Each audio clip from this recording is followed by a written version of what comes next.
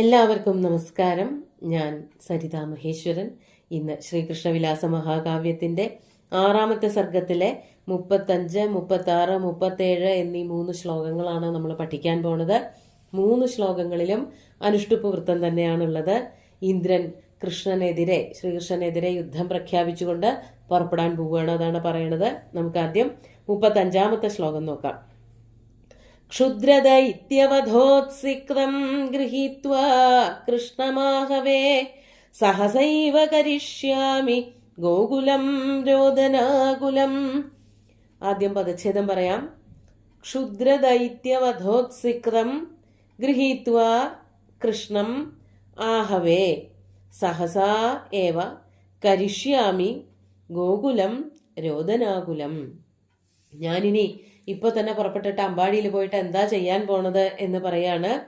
ക്ഷുദ്ര ദൈത്യ വധോത്സിക്തം കൃഷ്ണം ആഹവേ ഗൃഹീത്വ. അതാണ് ആദ്യത്തെ 2 വരിയുടെ അന്വയം. ക്ഷുദ്ര ദൈത്യ വധോത്സിക്തൻ, അതായത് ക്ഷുദ്രന്മാരായിട്ടുള്ള, നിസ്സാരക്കാരായിട്ടുള്ള, ക്ഷുദ്രം എന്ന് പറഞ്ഞാൽ നിസ്സാരം, വലിയ ശക്തിയോ പാടവമോ ഒന്നുമില്ലാത്തവരായിട്ടുള്ള, അതാണ് ക്ഷുദ്ര ദൈത്യന്മാര്, അസുരന്മാര്. അവരെ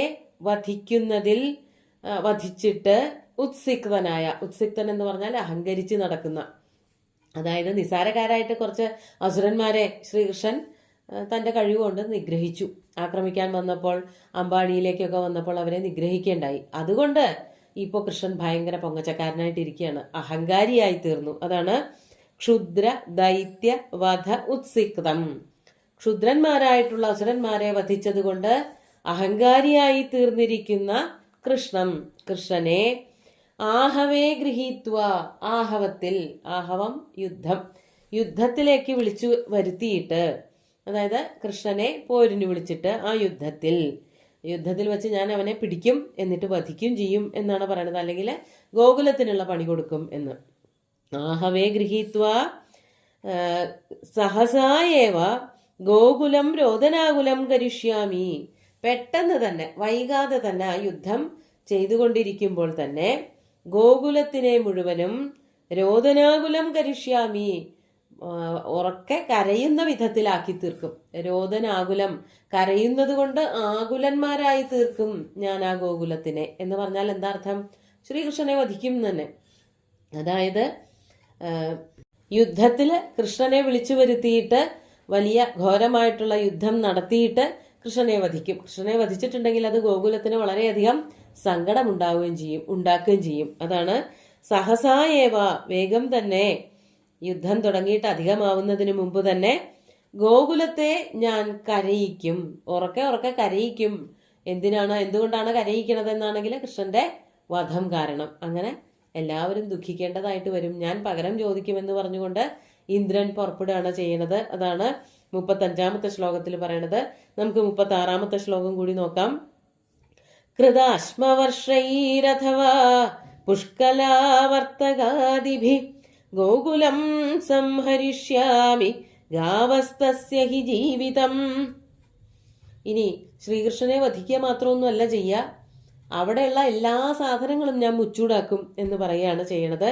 നമുക്ക് പദച്ഛേദം നോക്കാം. ആദ്യം തന്നെ കൃതാശ്മവർഷൈഹി അഥവാ പുഷ്കലാവർത്തകാദിഭി ഗോകുലം സംഹരിഷ്യാമി ഗാവ തസ്യ ഹി ജീവിതം.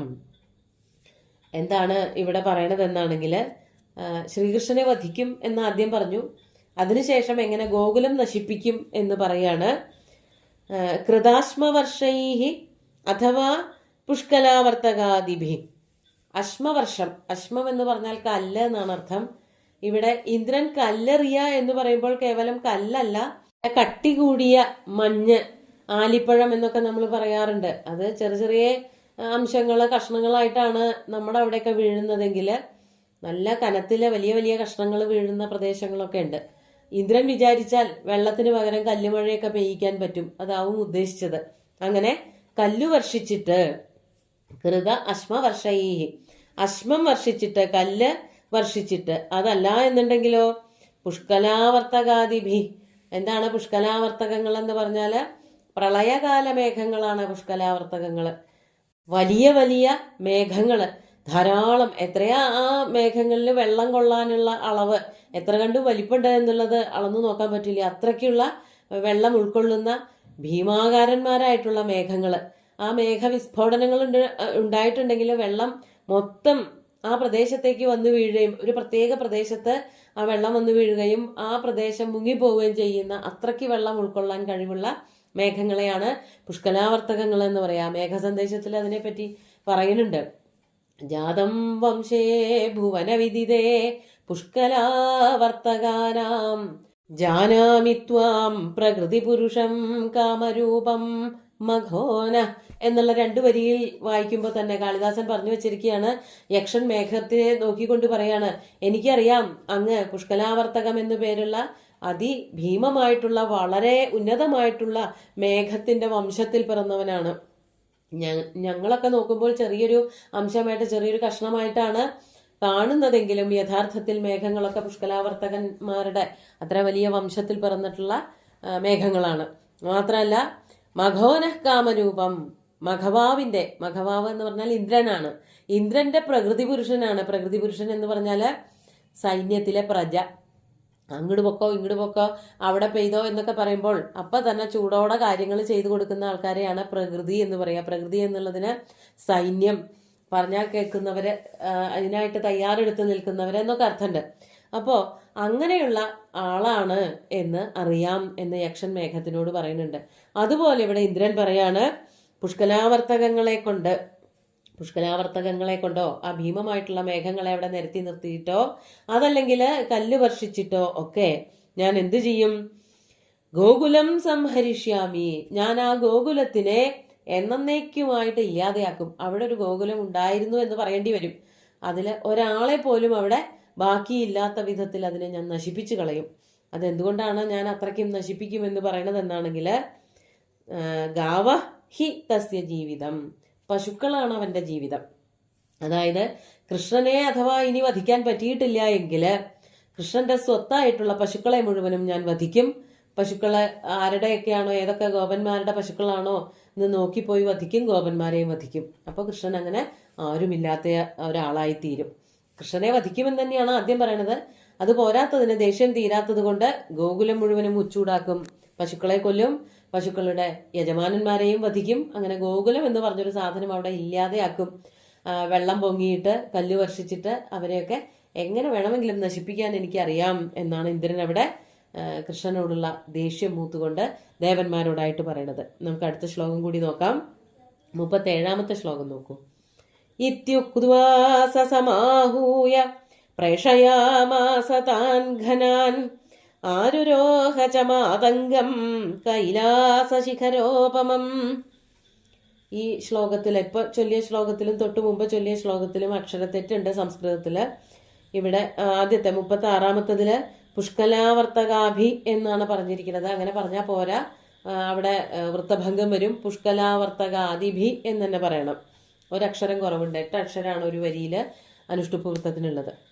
അതുപോലെ ഇപ്പൊ ചൊല്ലിയ 37ാമത്തെ ശ്ലോകത്തില് ഇത്യുക്ത്വാ സ സമാഹൂയ പ്രേക്ഷയാമാസ എന്ന് വേണ്ട, പ്രേക്ഷയാമാസ എന്നല്ല വാക്ക്, പ്രേക്ഷയാമാസ എന്നാണ്, പറഞ്ഞയച്ചു എന്നുള്ള അർത്ഥത്തില്.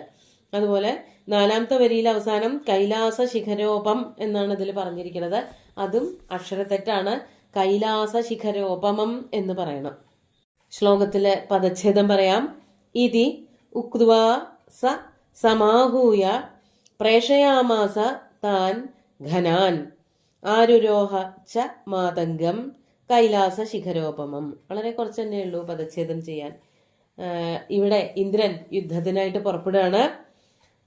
ഇതി ഉക്ത്വാ സ, ആ ഇന്ദ്രൻ ഇപ്രകാരമൊക്കെ പറഞ്ഞിട്ട്, ഇതി ഉക്ത്വാ താൻ ഘനാൻ സമാഹൂയ പ്രേഷയാമാസ, തന്റെ വരുതിയിൽ നിൽക്കുന്നവരായ പ്രജകളായിട്ടുള്ള മേഘങ്ങളെ മുഴുവൻ അങ്ങോട്ട് വിളിച്ചു വരുത്തി.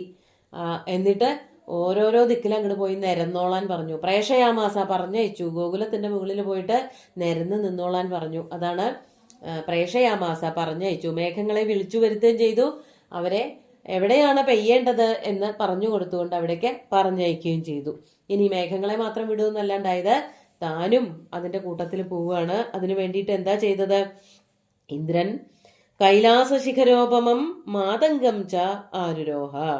മാതംഗം ആരുരോഹ. മാതംഗം എന്ന് പറഞ്ഞാൽ ആനയാണ്. ആനയുടെ പുറത്ത് കയറിയിട്ട് ഇന്ദ്രനും പുറപ്പെട്ടു. മാതംഗം ആരുരോഹ. ഏതാണ് മാതംഗം? ഐരാവതമാണ് ആന. ഐരാവതം എന്ന് പറഞ്ഞാൽ വെളുത്തിട്ടുള്ള ആനയാണ്, നാൽക്കൊമ്പൻ ആനയാണ് എന്നൊക്കെ പ്രസിദ്ധാണ്. അപ്പൊ ഇവിടെ പറയാണ് കൈലാസശിഖരോപമം. കൈലാസത്തിന്റെ ഒരു ശൃംഗം പോലെ അത്രയ്ക്കും വലിപ്പമുള്ള, അത്രയ്ക്ക് വെളുത്തതായ. കൈലാസത്തിന്റെ നിറം എന്ന് പറയുന്നത് മഞ്ഞു മൂടി കിടക്കുന്നത് കൊണ്ട് വെളുത്തതാണ് എന്നാണ് പ്രസിദ്ധി. അതുകൊണ്ട് കൈലാസത്തിന്റെ ഒരു ശൃംഗം പോലെ വെളുത്ത വലിപ്പത്തിലുള്ളതായ അത്രയും ഭീമനായിട്ടുള്ള ആ ഐരാവതത്തിന്റെ പുറത്ത് കയറിയിട്ട് ഇന്ദ്രനും യുദ്ധത്തിനായിട്ട് പുറപ്പെട്ടു. ആദ്യം തന്റെ പ്രജകളായിട്ടുള്ള സൈന്യത്തിലെ അംഗങ്ങളായിട്ടുള്ള മേഘങ്ങളെ ഗോകുലത്തിന്റെ മുകളിലേക്ക് വിട്ടു. അതിൻ്റെ ഒപ്പം ഇന്ദ്രനും ആനയുടെ പുറത്ത് കയറിയിട്ട് പുറപ്പെട്ടു എന്നാണ് ഇവിടെ വർണ്ണിച്ചിരിക്കുന്നത്. നമുക്ക് ശ്ലോകങ്ങൾ ഒന്നുകൂടി ചൊല്ലി നോക്കാം.